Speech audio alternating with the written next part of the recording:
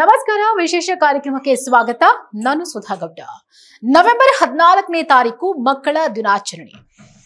ಮಕ್ಕಳ ದಿನಾಚರಣೆಯ ಪ್ರಯುಕ್ತ ರಾಜ್ಯದ ಎಲ್ಲಾ ಶಾಲಾ ಕಾಲೇಜುಗಳಲ್ಲಿ ಪೋಷಕ ಶಿಕ್ಷಕರ ಮಹಾಸಭೆಯನ್ನ ನಡೆಸಲಾಗುತ್ತೆ ಅಂತ ಶಿಕ್ಷಣ ಸಚಿವ ಮಧು ಬಂಗಾರಪ್ಪ ಹೇಳಿಕೆಯನ್ನ ಕೊಟ್ಟಿದ್ದಾರೆ. ರಾಜ್ಯದ ಎಲ್ಲಾ ಸರ್ಕಾರಿ ಪ್ರಾಥಮಿಕ ಮತ್ತು ಪ್ರೌಢಶಾಲೆಗಳ ಮುಖ್ಯ ಶಿಕ್ಷಕರು, ಶಾಲಾ ಅಭಿವೃದ್ಧಿ ಮತ್ತು ಮೇಲ್ವಿಚಾರಣಾ ಸಮಿತಿ ಅಧ್ಯಕ್ಷರು ಮತ್ತು ಸದಸ್ಯರಿಗಾಗಿ ಬೆಂಗಳೂರಿನ ಸಮಗ್ರ ಶಿಕ್ಷಣ ಕರ್ನಾಟಕ ಕಚೇರಿಯಲ್ಲಿ ನಡೆಸಿದ ವಿಡಿಯೋ ಕಾನ್ಫರೆನ್ಸ್ ಸಂವಾದದ ಕಾರ್ಯಕ್ರಮವನ್ನ ಉದ್ದೇಶಿಸಿ ಮಾತನಾಡಿದ್ರು ಮಧು ಬಂಗಾರಪ್ಪ. ಈ ಒಂದು ಕಾರ್ಯಕ್ರಮವನ್ನ ಬಹಳ ವಿಶೇಷವಾಗಿ ಆಯೋಜನೆ ಮಾಡಬೇಕು ಅನ್ನುವಂಥದ್ದು ಅವರ ಉದ್ದೇಶ. ಯಾಕಪ್ಪ ಅಂತಂದ್ರೆ ಮಾಜಿ ಪ್ರಧಾನಮಂತ್ರಿಗಳಾದಂತಹ ಸನ್ಮಾನ್ಯ ಶ್ರೀ ಜವಾಹರ್ಲಾಲ್ ನೆಹರು ಅವರ ಜನ್ಮದಿನದ ಅಂಗವಾಗಿ ನವೆಂಬರ್ 14ನೇ ತಾರೀಕು ಈ ಮಕ್ಕಳ ದಿನಾಚರಣೆಯನ್ನ ಬಹಳ ಅರ್ಥಪೂರ್ಣವಾಗಿ ಆಚರಿಸೋದಕ್ಕೆ ರಾಜ್ಯದ ಸುಮಾರು 56,000 ಶಾಲಾ ಕಾಲೇಜುಗಳಲ್ಲಿ ಮೆಗಾ PTM ಅಂದ್ರೆ ಪೋಷಕ ಮತ್ತು ಶಿಕ್ಷಕರ ಸಭೆಯನ್ನ ನಡೆಸ್ತಿದ್ದಾರೆ. ಹಾಗಾದ್ರೆ ಅವತ್ತು ಏನ್ ವಿಶೇಷ ಅಂದ್ರೆ, ಒಂದು ನವೆಂಬರ್ 14 ಮಕ್ಕಳ ದಿನಾಚರಣೆ, ಇದನ್ನ ಅರ್ಥಪೂರ್ಣವಾಗಿ ಆಚರಣೆ ಮಾಡಬೇಕು ಅಂತಂದಾಗ ಒಂದಷ್ಟು ವಿಶೇಷವಾದಂತಹ ಯೋಜನೆಗಳನ್ನ ಹಾಕೊಂಡಿದ್ದಾರೆ. ಆವತ್ತು ವಿದ್ಯಾರ್ಥಿಗಳು ಮತ್ತು ಪೋಷಕರಿಗೆ ವಿಶೇಷ ಮಧ್ಯಾಹ್ನದ ಊಟದ ವ್ಯವಸ್ಥೆಯನ್ನೂ ಕೂಡ ಕಲ್ಪಿಸಲಾಗಿದೆ.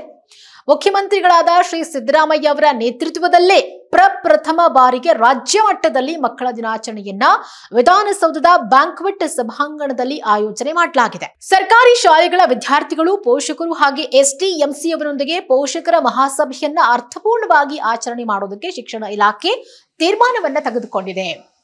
ಇದಕ್ಕೆ ಸಂಪೂರ್ಣ ಬೆಂಬಲ ಕೊಡಿ ಅಂತ ಹೇಳಿ ಮನವಿ ಮಾಡಿಕೊಂಡಿದ್ದಾರೆ ಶಿಕ್ಷಣ ಸಚಿವರು. ರಾಜ್ಯದ ಎಲ್ಲ ವಿಧಾನಸಭಾ ಕ್ಷೇತ್ರಗಳಲ್ಲಿ ಮಾನ್ಯ ಶಾಸಕರುಗಳು ತಮ್ಮ ಕ್ಷೇತ್ರದ ಒಂದು ಶಾಲೆಯಲ್ಲಿ ಪೋಷಕರ ಮಹಾಸಭೆಯನ್ನ ಉದ್ಘಾಟಿಸಲಿದ್ದಾರೆ. ಜೊತೆಗೆ ಈ ಹಿಂದೆ ನಡೆಸಿದ ಕಾರ್ಯಾಗಾರದಲ್ಲಿ ನೀವೆಲ್ಲ ಅಭಿವೃದ್ಧಿಯ ಹಿತದೃಷ್ಟಿಯಿಂದ ಕಳುಹಿಸಿದ ಕಾಮೆಂಟ್ಸ್ಗಳು ನನ್ನ ಗಮನಕ್ಕೆ ಬಂದಿದ್ದು, ಅವುಗಳ ಕುರಿತು ಗಮನ ಹರಿಸಿ ಪರಿಹಾರಕ್ಕಾಗಿ ಸೂಕ್ತ ಕ್ರಮವನ್ನು ಕೈಗೊಳ್ಳಲಾಗುತ್ತೆ ಅಂತ ಕೂಡ ಒಂದು ಭರವಸೆ ಕೊಟ್ಟಿದ್ದಾರೆ. ಈಗ ಸರ್ಕಾರಿ ಶಾಲೆಗಳಲ್ಲಿ ಸಾಕಷ್ಟು ಸಮಸ್ಯೆಗಳಿದೆ, ಮೂಲಭೂತ ಸೌಕರ್ಯಗಳಿಲ್ಲ, ಸರ್ಕಾರಿ ಶಾಲೆಗಳಲ್ಲಿ ಮಕ್ಕಳು ಹೆಚ್ಚಾಗಿ ಅಡ್ಮಿಷನ್ ಆಗ್ತಾ ಇಲ್ಲ, ಜೊತೆಗೆ ಅಲ್ಲಿ ಶಿಕ್ಷಕರ ಕೊರತೆ ಇದೆ, ಒಂದಷ್ಟು ಸಮಸ್ಯೆಗಳಿರೋದ್ರಿಂದಾಗಿ ಸರ್ಕಾರಿ ಶಾಲೆಗಳ ಗುಣಮಟ್ಟ, ಕಲಿಕಾ ಗುಣಮಟ್ಟದಲ್ಲೂ ಕೂಡ ಸುಧಾರಣೆಯನ್ನ ತರಬೇಕಾಗಿರುವಂತಹ ಅವಶ್ಯಕತೆ ಇದೆ. ಇದರ ಬಗ್ಗೆ ಸಾಕಷ್ಟು ದೂರುಗಳು ಪದೇ ಪದೇ ಬರ್ತಾ ಇರುತ್ತೆ. ಹಾಗಾಗಿ ಅದೆಲ್ಲದಕ್ಕೂ ಒಂದು ಅಂತ್ಯ ಹಾಡಬೇಕು ಅನ್ನೋ ಕಾರಣಕ್ಕಾಗಿ ವಿಶೇಷವಾಗಿ ಮಕ್ಕಳ ದಿನಾಚರಣೆಯನ್ನ ಆಚರಣೆ ಮಾಡಬೇಕು. ಅದರಲ್ಲಿ ಪೋಷಕರು ಕೂಡ ಪಾಲ್ಗೊಂಡ್ರೆ ಅವ್ರಿಗೆ ಏನೇನ್ ಸಮಸ್ಯೆಗಳಿದೆ, ಸರ್ಕಾರಿ ಶಾಲೆಗಳಿಗೆ ಮಕ್ಕಳನ್ನ ಅಡ್ಮಿಷನ್ ಮಾಡಿಸೋದಕ್ಕೆ ಯಾಕೆ ಮಾಡಿಸ್ತಾ ಇಲ್ಲ ಅನ್ನುವಂತ ಒಂದಷ್ಟು ಸಂವಾದಗಳು ನಡೆಯುತ್ತೆ. ಅಲ್ಲಿ ಆ ವಾದ ಸಂವಾದ ನಡೆದಂತ ಸಂದರ್ಭಗಳಲ್ಲಿ ಸರ್ಕಾರಿ ಶಾಲೆಗಳ ಬಗ್ಗೆ ಪೋಷಕರಿಗೆ ಇರುವಂತ ಭಾವನೆ ಏನು, ಯಾಕೆ ಸರ್ಕಾರಿ ಶಾಲೆಗಳಿಗೆ ಅವರು ಅಡ್ಮಿಷನ್ ಮಾಡಿಸ್ತಾ ಇಲ್ಲ, ಏನ್ ಸಮಸ್ಯೆ ಆಗ್ತಾ ಇದೆ ಅನ್ನೋದನ್ನ ಬಹಳ ಮುಕ್ತವಾಗಿ ಚರ್ಚೆ ಮಾಡಿದಾಗ ಸಮಸ್ಯೆಗಳನ್ನ ಬಗೆಹರಿಸೋದಕ್ಕೆ ಅನುಕೂಲ ಆಗುತ್ತೆ. ಹಾಗಾಗಿ ವಿಶೇಷವಾಗಿ ಈ ಮಕ್ಕಳ ದಿನಾಚರಣೆಯನ್ನ ರಾಜ್ಯಾದ್ಯಂತ ಸೆಲೆಬ್ರೇಟ್ ಮಾಡಬೇಕು ಅಂತ ಹೇಳಿ ಶಿಕ್ಷಣ ಸಚಿವರು ಡಿಸೈಡ್ ಮಾಡಿದ್ದಾರೆ. ಇಲ್ಲಿ ಬಹುಮುಖ್ಯವಾಗಿ ಸರ್ಕಾರಿ ಶಾಲೆಗಳಲ್ಲಿ ಕೊರತೆ ಇರುವ ಶಿಕ್ಷಕರ ನೇಮಕಾತಿ ಪ್ರಕ್ರಿಯೆ ಕೂಡ ಒಂದು ಬಹಳ ದೊಡ್ಡ ಮಟ್ಟದ ಸಮಸ್ಯೆ. ಆಮೇಲೆ ಮೂಲಭೂತ ಸೌಕರ್ಯಗಳನ್ನ ಗುರುತಿಸಬೇಕಾಗಿದೆ, ಅದೆಲ್ಲವನ್ನ ವಾಪಸ್ ಸರ್ಕಾರಿ ಶಾಲೆಗಳಿಗೆ ಕೊಡಬೇಕು. ಮೂಲಭೂತ ಸೌಕರ್ಯಗಳು, ಶೌಚಾಲಯ ಆಗಿರ್ಬೋದು, ಅಥವಾ ಬೇರೆ ಬೇರೆ ಪುಸ್ತಕಗಳನ್ನು ಕೊಡುವುದಾಗಿರ್ಬೋದು, ಬಿಸಿ ಊಟ ಆಗಿರ್ಬೋದು. ವಿದ್ಯಾರ್ಥಿಗಳು ಬಂದು ಅಲ್ಲಿ ಪಾಠ ಕಲಿಯೋದಕ್ಕೆ ಒಂದು ಸರಿಯಾದಂತಹ ವ್ಯವಸ್ಥೆ ಬೇಕು. ಇನ್ ಕೇಸ್ ಹಳ್ಳಿಗಳಲ್ಲಿದ್ರೆ ಎಷ್ಟೋ ಮಕ್ಕಳಿಗೆ ಇವತ್ತು ಬಸ್ಗಳಿಲ್ಲ ಓಡಾಡಕ್ಕೆ, ಪಾಪ ರಸ್ತೆ ದಾಟ್ಕೊಂಡು ಅಥವಾ ಸೇತುವೆ ದಾಟ್ಕೊಂಡು ಹಳ್ಳಿಯಿಂದ ಹಳ್ಳಿಗೆ ಬರುವಂತ ಮಕ್ಕಳಿದ್ದಾರೆ. ಇವತ್ತು ಕೂಡ ಕಿಲೋಮೀಟರ್ ಗಟ್ಟಲೆ ನಡ್ಕೊಂಡು ಸರ್ಕಾರಿ ಶಾಲೆಗೆ ಬರುವಂತ ವಿದ್ಯಾರ್ಥಿಗಳಿದ್ದಾರೆ. ಅಂಥ ಸಮಸ್ಯೆಗಳನ್ನ ಗುರುತು ಮಾಡಿ ಆ ಒಂದು ವಿದ್ಯಾರ್ಥಿಗಳಿಗೆ ಬೇಕಾಗಿರುವಂತಹ ಸೌಲಭ್ಯವನ್ನು ಕಲ್ಪಿಸಿಕೊಡ್ಬೇಕಾಗಿರೋದು ರಾಜ್ಯ ಸರ್ಕಾರ ಹಾಗೆ ಶಿಕ್ಷಣ ಇಲಾಖೆ ಬಹಳ ದೊಡ್ಡ ಮಟ್ಟದ ಜವಾಬ್ದಾರಿ. ಅದನ್ನು ಸರಿಯಾಗಿ ನಿಭಾಯಿಸ್ತಾ ಇಲ್ಲ ಅನ್ನುವಂಥ ಆರೋಪಗಳು ಪದೇ ಪದೇ ಕೇಳಿ ಬರ್ತಾ ಇರುತ್ತೆ. ಹಿಂಗಾಗಿ ಈ ಒಂದು ಜವಾಬ್ದಾರಿ, ನಮ್ಮ ಶಾಲೆ ನಮ್ಮ ಜವಾಬ್ದಾರಿ ಮತ್ತು CSR ನ ಸಮನ್ವಯದೊಂದಿಗೆ ಮೂಲಭೂತ ಸೌಕರ್ಯಗಳನ್ನ ಹೆಚ್ಚು ಮಾಡೋದಕ್ಕೆ ಅಗತ್ಯ ಕ್ರಮವನ್ನ ಕೈಗೊಳ್ಳಬೇಕು ಅನ್ನುವಂಥ ಒಂದು ಉದ್ದೇಶವನ್ನ ಹೊಂದಿದ್ದಾರೆ ಶಿಕ್ಷಣ ಸಚಿವರು.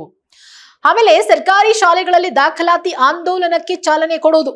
ಈಗ ಸರ್ಕಾರಿ ಶಾಲೆಗಳಲ್ಲಿ ಆಲ್ರೆಡಿ ದಾಖಲಾತಿ ಕಡಿಮೆ ಇದೆ, ಅಂದ್ರೆ ಮಕ್ಕಳು ಬಂದು ಅಡ್ಮಿಷನ್ ಆಗ್ತಾ ಇಲ್ಲ, ಎಲ್ಲರೂ ಕೂಡ ಹತ್ತಿರದ ಕಾನ್ವೆಂಟ್ಗೋ ಪ್ರೈವೇಟ್ ಸ್ಕೂಲ್ಗಳಿಗೋ ಹಾಕ್ಬಿಟ್ಟಿದ್ದಾರೆ. ಕಾರಣ ಸರ್ಕಾರಿ ಶಾಲೆಗಳಲ್ಲಿ ಯಾವುದೇ ರೀತಿ ಸೌಕರ್ಯ ಇಲ್ಲ ಅನ್ನೋ ಕಾರಣಕ್ಕಾಗಿ.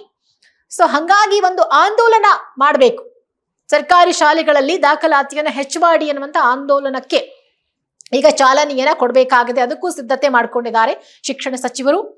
ಹೀಗಾಗಿ ಶಾಲೆಯ ಒಟ್ಟಾರೆ ಫಲಿತಾಂಶದ ಬಗ್ಗೆ ಕೂಡ ಚರ್ಚೆ ಆಗಬೇಕಾಗಿದೆ. ಸರ್ಕಾರಿ ಶಾಲೆಗಳಲ್ಲಿ SSLC ಆಗಿರ್ಬೋದು, SSLCಯಲ್ಲಿ ಫಲಿತಾಂಶ ಎಲ್ಲೋ ಒಂದ್ ಕಡೆ ಬಹಳ ಕಡಿಮೆ ಬರ್ತಾ ಇದೆ ಅನ್ನುವಂತಹ ಆರೋಪಗಳು ಕೂಡ ಇದೆ. ಅದರ ಒಂದು ಗುಣಮಟ್ಟವನ್ನು ಕೂಡ ಪರೀಕ್ಷೆ ಮಾಡಬೇಕಾಗಿದೆ. ಅದನ್ನ ಚರ್ಚೆ ಮಾಡಿ ಅದರ ಬಗ್ಗೆ ಸೂಕ್ತ ಕ್ರಮವನ್ನ ಕೈಗೊಳ್ಳಬೇಕಾಗಿದೆ. ಪೋಷಕರ ಜೊತೆ ಪ್ರತ್ಯೇಕ ಸಭೆ ನಡೆಸಿ ಮನೆಯಲ್ಲಿ ಮಕ್ಕಳ ಕಲಿಕೆಗೆ ಪೂರಕವಾದಂತಹ ಕಲಿಕಾ ವಾತಾವರಣವನ್ನು ಮನೆಯಲ್ಲಿ ಕೊಡುವಂತೆ ಮನವೊಲಿಸುವುದು ಈ ಒಂದು ವಿಶೇಷ ಕಾರ್ಯಕ್ರಮದ ಉದ್ದೇಶ. ಹಾಗಾಗಿ ಪೋಷಕರು ಕೂಡ ಬರಬೇಕು ಅನ್ನುವಂಥದ್ದು ಶಿಕ್ಷಣ ಸಚಿವರ ಬೇಡಿಕೆ. ಆಮೇಲೆ ಹೀಗೆ ಸಾಕಷ್ಟು ಸಮಸ್ಯೆಗಳಿದಾವೆ, ಅವೆಲ್ಲವನ್ನ ಬಗೆಹರಿಸುವಂತಹ ಒಂದು ಪ್ರಾಮಾಣಿಕ ಪ್ರಯತ್ನವನ್ನ ಮಾಡ್ತೀವಿ ಅಂತ ಹೇಳಿ ಶಿಕ್ಷಣ ಸಚಿವರು ಭರವಸೆ ಕೊಟ್ಟಿದ್ದಾರೆ. ಈ ಒಂದು ಕಾರ್ಯಾಗಾರದಲ್ಲಿ ಶಿಕ್ಷಣ ಇಲಾಖೆಯ ಪ್ರಧಾನ ಕಾರ್ಯದರ್ಶಿಗಳಾದಂತಹ ರಶ್ಮಿ ಮಹೇಶ್ ಮತ್ತೆ ಆಯುಕ್ತರಾದ ವಿಕಾಸ್ ಕಿಶೋರ್ ಸುರಳ್ಕರ್, ಶಾಲಾ ಶಿಕ್ಷಣ ಇಲಾಖೆಯ ಉನ್ನತ ಅಧಿಕಾರಿಗಳು ಆಗಿರುವಂತಹ ಡಾಕ್ಟರ್ ಕೆ ವಿದ್ಯಾಕುಮಾರಿ ಸೇರಿದ ಹಾಗೆ ಸಂಬಂಧಪಟ್ಟ ಇಲಾಖೆಯ ಎಲ್ಲ ಅಧಿಕಾರಿಗಳು ಕೂಡ ಹಾಜರಿದ್ದು ಬಹಳ ದೊಡ್ಡ ಮಟ್ಟದ ಒಂದು ಯೋಜನೆಯನ್ನ ಹಾಕೊಂಡಿದ್ದಾರೆ. ನವೆಂಬರ್ 14ನೇ ತಾರೀಕು ವಿಧಾನಸೌಧದ ಬ್ಯಾಂಕ್ವೆಟ್ ಹಾಲ್ ನಲ್ಲಿ ವಿದ್ಯಾರ್ಥಿಗಳು ಮತ್ತು ಪೋಷಕರ ಸಭೆ ನಡೆಯುತ್ತೆ. ಆ ಸಭೆ ಯಾವ ಉದ್ದೇಶಗಳಿಗಾಗಿ ಇದೆ ಅನ್ನೋದನ್ನ ನಾನು ಈಗಾಗಲೇ ಹೇಳಿದ್ದೀನಿ. ಸೊ ಆದಷ್ಟು ಪೋಷಕರು ಸರ್ಕಾರಿ ಶಾಲೆಗಳಿಗೆ ನಿಮ್ಮ ಮಕ್ಕಳನ್ನ ಅಡ್ಮಿಷನ್ ಮಾಡಿಸಿದ್ರೆ ಈ ಒಂದು ನೀವು ಕಾರ್ಯಾಗಾರದಲ್ಲಿ ಭಾಗಿಯಾಗಿ ಏನ್ ಸಮಸ್ಯೆಗಳಿದೆ ಸರ್ಕಾರಿ ಶಾಲೆಗಳಲ್ಲಿ, ನಿಮ್ಮ ಮಕ್ಕಳು ಯಾಕೆ ಕಲಿಕೆಯಲ್ಲಿ ಹಿಂದುಳಿದಿದ್ದಾರೆ, ಅಥವಾ ನಿಮ್ಮ ಮನೆಯಲ್ಲಿ ಕಲಿಸೋರು ಯಾರು ಇಲ್ವಾ, ನಿಮಗೆ ಇನ್ನೂ ಏನಾದ್ರೂ ಎಕ್ಸ್ಟ್ರಾ ಫೆಸಿಲಿಟಿ ಬೇಕಾ, ಏನ್ ಬೇಕು ಮಕ್ಕಳನ್ನ ನೀವು ಸರ್ಕಾರಿ ಶಾಲೆಗಳಿಗೆ ಅಡ್ಮಿಷನ್ ಮಾಡೋಕೆ, ಇದೆಲ್ಲಾ ಬೇಡಿಕೆಗಳನ್ನ ನೀವು ಸರ್ಕಾರದ ಮುಂದೆ ಇಡಬಹುದು. ಅದಕ್ಕೆ ಒಂದು ವೇದಿಕೆಯನ್ನ ಕೊಟ್ಟಿದ್ದಾರೆ ಶಿಕ್ಷಣ ಸಚಿವ ಮಧು ಬಂಗಾರಪ್ಪ ಅವರು. ಹಾಗಾಗಿ ಮರಿಬೇಡಿ, ನವೆಂಬರ್ 14ನೇ ತಾರೀಕು ನೀವು ವಿಧಾನಸೌಧದ ಬ್ಯಾಂಕ್ವೆಟ್ ಹಾಲ್ ನಲ್ಲಿ ನಡೀತಾ ಇರುವಂತಹ ಈ ಒಂದು ಕಾರ್ಯಕ್ರಮಕ್ಕೆ ಅಟೆಂಡ್ ಆಗಿ ನಿಮ್ಮ ಬೇಡಿಕೆಗಳನ್ನ ಸರ್ಕಾರದ ಮುಂದೆ ಇಡಿ.